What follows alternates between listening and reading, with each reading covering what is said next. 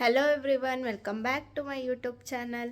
ಎಲ್ಲರೂ ಹೇಗಿದ್ದೀರಾ? ಎಲ್ಲರೂ ಸೂಪರಾಗಿದ್ದೀರಾ ಅಂತ ತಿಳ್ಕೊಳ್ತಾ ಬನ್ನಿ ಇವತ್ತಿನ ವ್ಲಾಗ್ ಸ್ಟಾರ್ಟ್ ಮಾಡೋಣ. ಇವತ್ತು ಡೈಲಿ ವ್ಲಾಗ್ ಇರುತ್ತೆ. ಹೊರಗೆ ಹೋಗೋ ಪ್ಲ್ಯಾನ್ ಇದೆ. ನೋಡಬೇಕು ಎಲ್ಲಿಗೆ ಹೋಗಬೇಕು ಏನು ಅಂತ ಇನ್ನೂ ಪ್ಲ್ಯಾನ್ ಮಾಡಿಲ್ಲ. ನೋಡೋಣ ಏನಾಗುತ್ತೆ ಅಂತ. ಯಾರೆಲ್ಲ ನನ್ನ ಚಾನಲ್ಗೆ ಇನ್ನೂ ಸಬ್ಸ್ಕ್ರೈಬ್ ಮಾಡ್ಕೊಂಡಿಲ್ಲ, ಪ್ಲೀಸ್ ಸಬ್ಸ್ಕ್ರೈಬ್ ಮಾಡ್ಕೊಳ್ಳಿ. ವಿಡಿಯೋ ಇಷ್ಟ ಆಗಿದರೆ ಲೈಕ್, ಶೇರ್, ಕಮೆಂಟ್ ಮಾಡಿ. ನೋಡಿ, ಇಲ್ಲಿ ನನಗೆ ಹಾರ್ಮೋನಲ್ ಹ್ಯಾಕ್ನಿ ಸ್ಟಾರ್ಟ್ ಆಗಿದೆ. ಅದು ಪೋಸ್ಟ್ ಪ್ರೆಗ್ನೆನ್ಸಿನಲ್ಲಿ ಯೂಶ್ವಲಿ ಹಾರ್ಮೋನ್ಸ್ ಎಲ್ಲರಿಗೂ ಚೇಂಜ್ ಆಗುತ್ತೆ. ಸೊ ಆ ಟೈಮಲ್ಲಿ ಈ ಥರ ಸ್ಕಿನ್ ಇಶ್ಯೂಸ್ ಎಲ್ಲ ಬರುತ್ತೆ. ಡಾಕ್ಟರ್ಗೆ ಕೇಳಿದೆ ನಾನು, ಬಟ್ ಇದು ಕಾಮನ್ ಅಂತ ಹೇಳಿದ್ದಾರೆ. ಫೀಡಿಂಗಲ್ಲಿರೋದ್ರಿಂದ ಯಾವುದೇ ಥರ ಮೆಡಿಸಿನ್ಸ್ ಸ್ಕಿನ್ನಿಗೆ ಸ್ಟ್ರಾಂಗ್ ಮೆಡಿಸಿನ್ಸ್ ತೊಗೊಳ್ಳೋ ಹಾಗಿಲ್ಲ.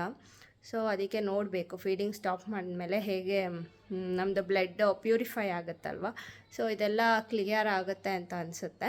ನೋಡೋಣ ಹೇಗಾಗುತ್ತೆ ಅಂತ.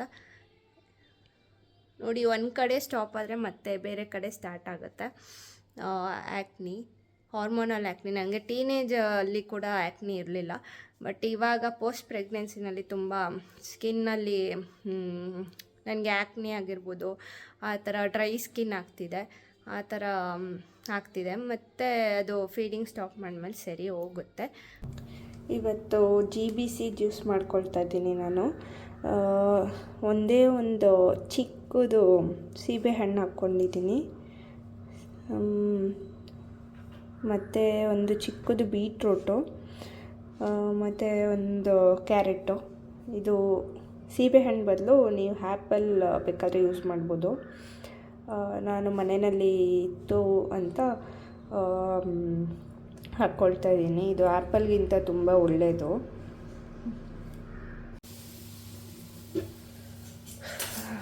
ನೋಡಿ, ರೆಡಿಯಾಗಿದೆ ಇವಾಗ. ಎಷ್ಟು ಸಖತ್ತಾಗಿ ಕಾಣಿಸ್ತಿದೆ ಕಲರು. ಇದಕ್ಕೆ ನೀವು ಬೇಕಾದರೆ ಹನಿ ಏನಾದರೂ ಆ್ಯಡ್ ಮಾಡ್ಬೋದು. ನಾನೇನು ಆ್ಯಡ್ ಮಾಡಿಲ್ಲ, ಜಸ್ಟು ಸೀಬೆಹಣ್ಣು ಮತ್ತು ಕ್ಯಾರೆಟು, ಬೀಟ್ರೂಟ್ ಹಾಕಿದ್ದೀನಿ ಅಷ್ಟೇ.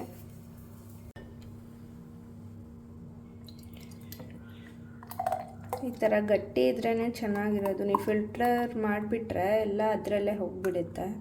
ಫಿಲ್ಟರ್ ಮಾಡಬಾರ್ದು.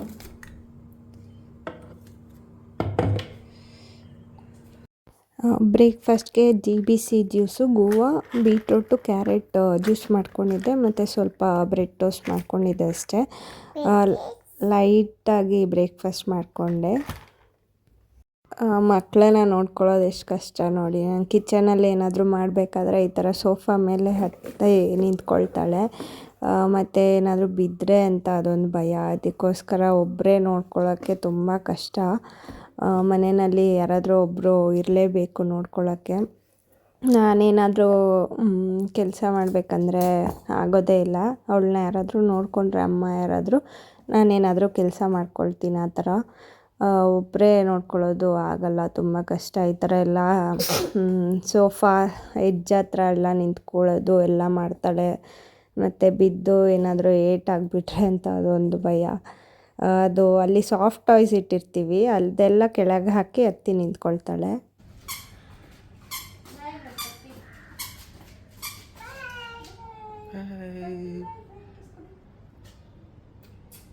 ಬಾಯ್.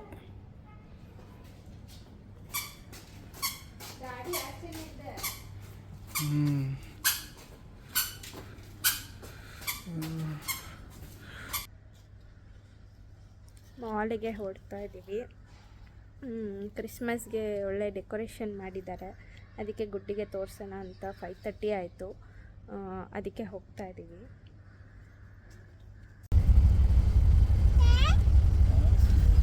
ನೋಡಿ, ಹೆಬ್ಬಾಳ ಸಿಕ್ಕಾಪಟ್ಟೆ ಟ್ರಾಫಿಕ್ ಅಲ್ಲ.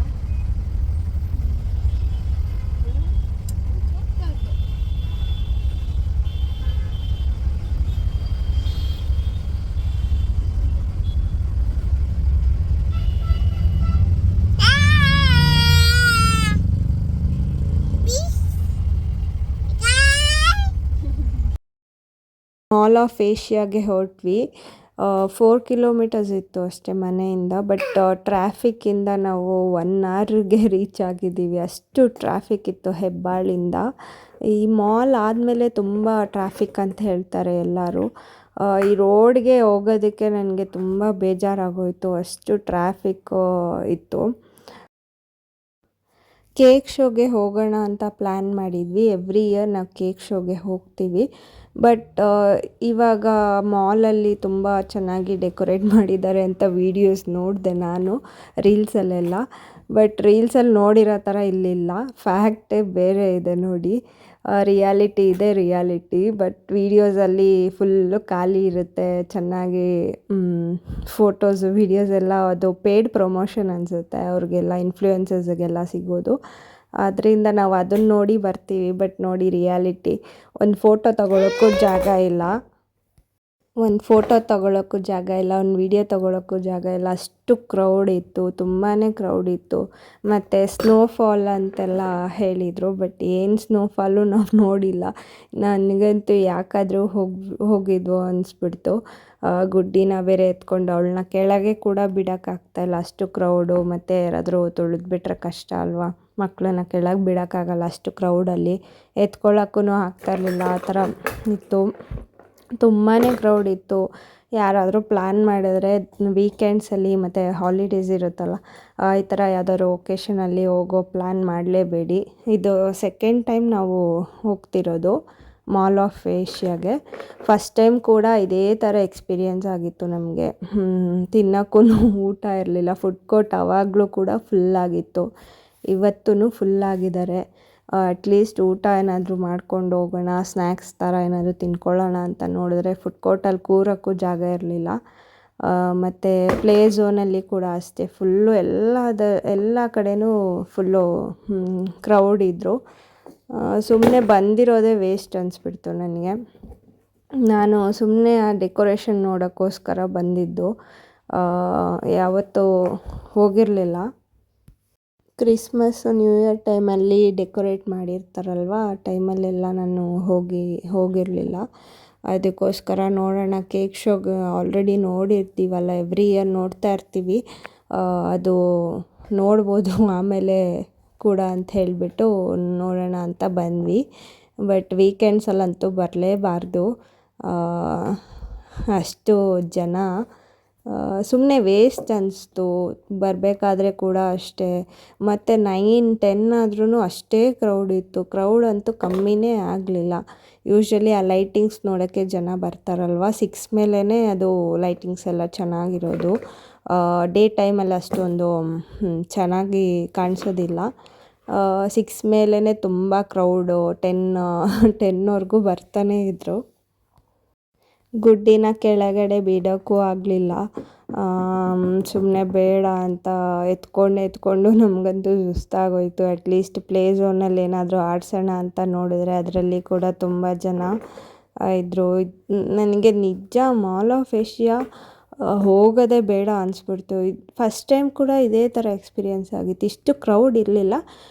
ಬಟ್ 1 ಇಯರ್ ಬ್ಯಾಕ್ ಹೋಗಿದ್ದು, ಓಪನ್ ಆಗಿತ್ತಲ್ವ ಆವಾಗ ಹೋಗಿದ್ದು.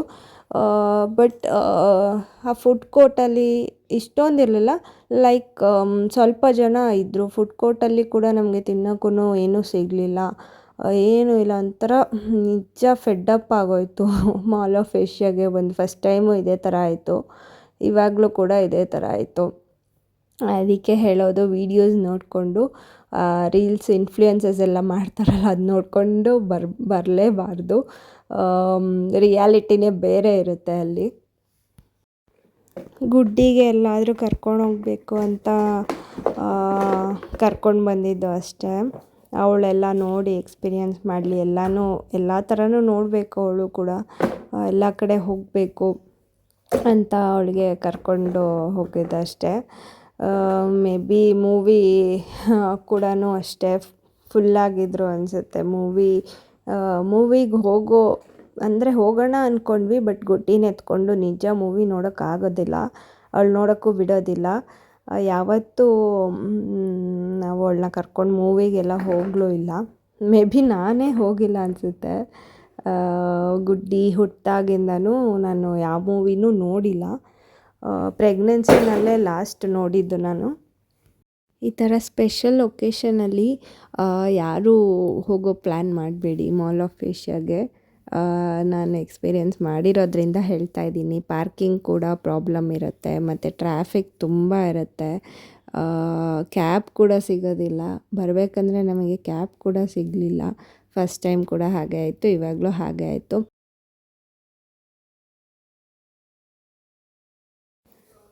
ಡೆಕೋರೇಷನ್ ಎಲ್ಲ ತುಂಬ ಚೆನ್ನಾಗಿತ್ತು. ಬಟ್ ಈ ಥರ ಕ್ರೌಡಲ್ಲಿ ನೀವು ಸರಿಯಾಗಿ ಎಂಜಾಯ್ ಮಾಡೋಕ್ಕಾಗಲ್ಲ.